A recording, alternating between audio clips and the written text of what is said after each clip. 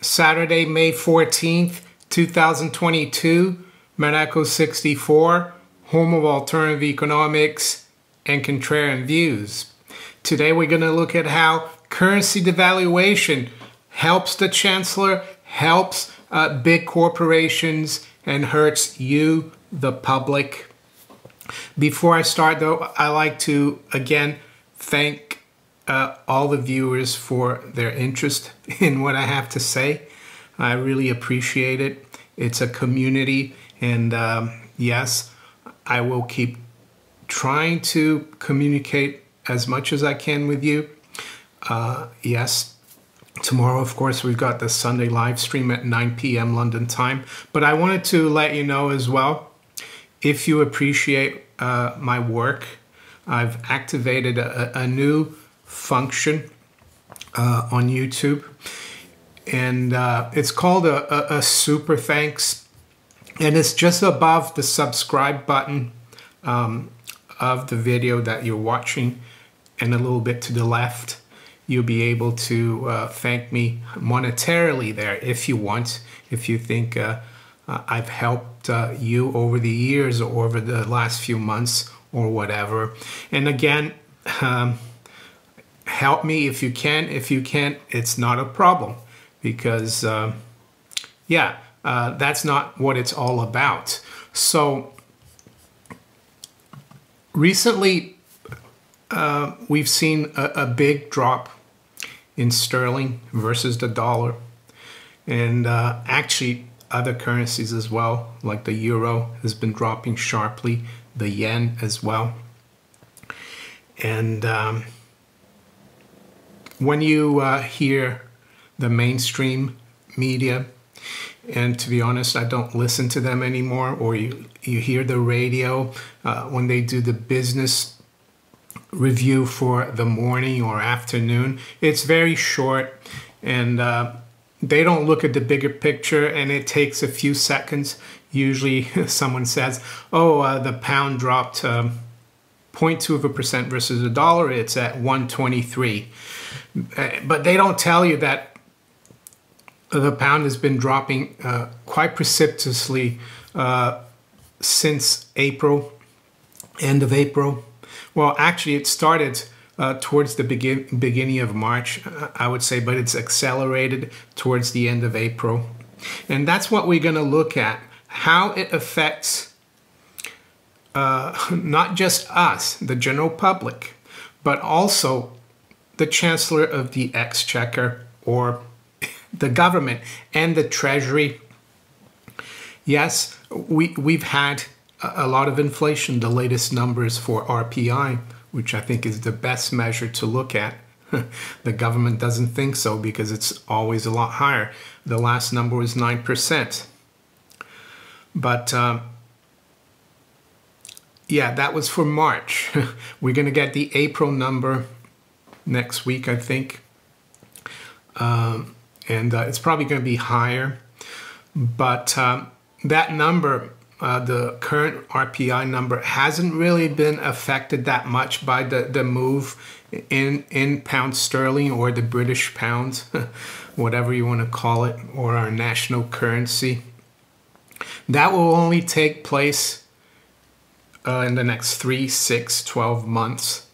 And how that affects us is through higher prices, because a lot of the goods and services that we have to buy to survive or to enjoy ourselves have inputs that come from abroad. They're raw materials, whatever. When you buy any imported goods, right now they're mostly in dollars. So if the pound is dropping versus the dollar, that means it's going to buy less of those goods. It's going to also mean that you might have to pay more to buy the same amount of imported goods or raw materials, oil, anything you can think of. And yes, it's a bad thing. It means that aside from the inflation that we've had already up to March, and it's probably going to get worse in April as well, I would say it's going to probably get maybe not worse, but it's going to stay pretty bad because the British pound is devaluing so much versus the dollar. And there are beneficiaries, though, and the main beneficiary, the biggest debtor in this realm, is the Treasury. And I'm going to show you today how they benefit from it and how big corporations that have business abroad that earn a lot of foreign income, and usually that comes back in dollars still. Maybe it will start coming back in rubles, who knows. But right now it's in dollars. It could be some of it in euros, but I would say it's mostly in dollars. They are benefiting as well, and the fact that they're benefiting is benefiting the Chancellor. And I think what this shows is that the economy is in a big hole, and the people at the top know that, and the only way they can keep servicing the debt in the UK is to keep tax receipts as high as possible.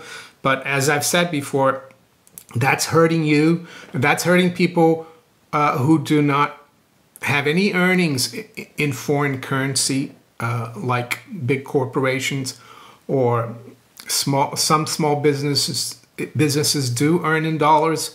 Case in point, me, I would say I do earn advertisement revenue from YouTube, and a lot of my viewers are in the US, and I suspect a lot of those the earnings that I get through YouTube are actually in US dollars. So I will benefit from that as well, but not everyone can do what I do, or not everyone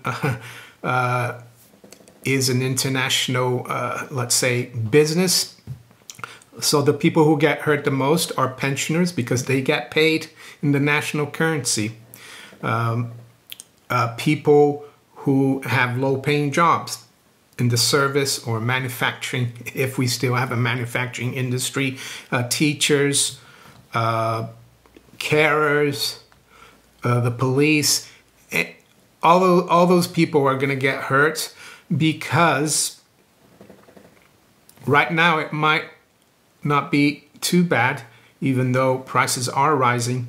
But once the effect of the drop in the pound or sterling that we've had basically since the end of February, and you can see here in this chart that we've dropped from around 135.50. That was, I would say, the middle of the range in the first 2 months of this year. So £1 was buying $1.35.50, and now a pound is only buying $1.2260. So I guess some businesses that have to import foreign goods or resources or raw materials or anything needed to transform, anything needed to provide services and goods to the domestic economy, they set probably a price to purchase whatever they purchased from abroad, probably towards the end of last year, for 3, 6, or 9 months. Probably because, and I'm not too sure about this because I haven't been in that kind of side of business. But if you look at financing, loans are usually 3, 6, 9 months or a year. So you can bet that unless the pound rebounds back to 135.50, and right now doesn't look that good, and it doesn't look very likely. By June or September this year, I think we're going to see a lot higher prices, and the people who are not beneficiaries of foreign earnings are going to hurt, and that's the majority of the public. And it's interesting reading about the German hyperinflation in the early 20s, that there were a lot of people who did very well, people especially who were getting income from abroad in dollars, big corporations, exporters of real raw materials, for example. But the general public was hurting. Their currency was going down in value more and more. But the Chancellor is going to benefit, and that's how devaluation works. It's not for the benefit of the general public. It's to keep the Chancellor and the Treasury afloat. So I'm going to show you here an example of how it works, and it's really simple. So let's say at the beginning of the year, you were earning $1,000, let's say, from abroad. And with the exchange rate at 135.50, that meant that your earnings were 738 pounds. And then we're going to look at now the latest quote from yesterday of the exchange rate was 122.60. So if you're still earning the $1,000 from abroad at 122.60, that means earnings of 816 pounds. That doesn't sound like a lot, but it is. It's like an increase of 78 pounds, more than 10% since the beginning of the year, roughly, using 135.50 there for the first 2 months of the year. Just to give you an idea, since the end of last year till yesterday, the pound has actually dropped 9.3% versus the dollar. And actually, I did the calculation for the price of gold in pounds. So the pound has actually dropped 9.3% as well versus gold. Is that a coincidence? I don't know. Does it mean that the Bank of England is managing the currency and the price of gold? It's possible. It's a huge coincidence that both gold and the dollar have gone up by exactly the same percentage, 9.3%. It could be a coincidence. Ideally, it would be. Ideally, for me, it would be great to be able to interview someone at the Bank of England, someone in the head of foreign exchange trading, and ask that person if that's really going on. But I won't hold my breath. I don't think they'd want to talk to me and expose their scheme. And what is the scheme? Well, the scheme is really taking money or currency out of your pocket so that they can keep going. They can keep financing governments so that the politicians can get their £2,000 pay rise that they gave themselves, I think, a few months ago. While you, working in the private sector or even for the public sector, your paycheck is going down in real terms. You might still be earning £100, let's say, but that £100 now is worth less than £90 because the pound is dropping. But for big corporations that have operations abroad, and think of oil companies or miners, and they're doing really well because they're earning in dollars. Those dollars are coming back here, and it translates to more pounds. So let's continue. Let's look at $100,000. If you earn $100,000 more, or you let's say not more, but if you earn $100,000 a month, and you might say, well, that's a lot. Well, I'm sure there's a lot of big companies that earn a lot more than that. I just want to give you an idea of how much of a difference currency devaluation makes. So that £100,000 earner now is earning an extra £7,800, and then you go up to a million dollars, sorry, and it means an extra 78,000 pounds. And you can see how that helps the City of London as well, the banks, the brokers, because a lot of their business is dollar business. I know that because I worked in the city, and most of our earnings were in dollars. So they're doing well as well. I guess maybe that's why the Chancellor is calling for taxes on oil companies, even though he's already getting a lot more. Even without raising taxes, I think he's just a bit greedy, and that's all it is. So let's look in terms of not corporate tax, but income tax. And I haven't done the thresholds here. This is just to give you an idea how much extra the Chancellor is getting from this devaluation. And it's actually coming from your pocket really indirectly. I know it's a bit difficult to picture it, but that's how it works. That's why Harold Wilson tried to fool the public back in 67 when he devalued by 14% in one day. It didn't take a few months, it was in one day. And he said, oh, don't worry, the pound in your pocket is still worth the same. But it wasn't. He was basically being dishonest with the public because he was doing this kind of thing. And when they do this, it means that the economy and the government are in trouble and they need the extra funds. So for the Chancellor, as you see here, it would mean an extra £31,200 in income tax for the $1 million earnings. And as I said, I didn't do it exactly. I could look up corporate tax or income tax thresholds, but it's just to give you an idea how much more the Chancellor will be getting.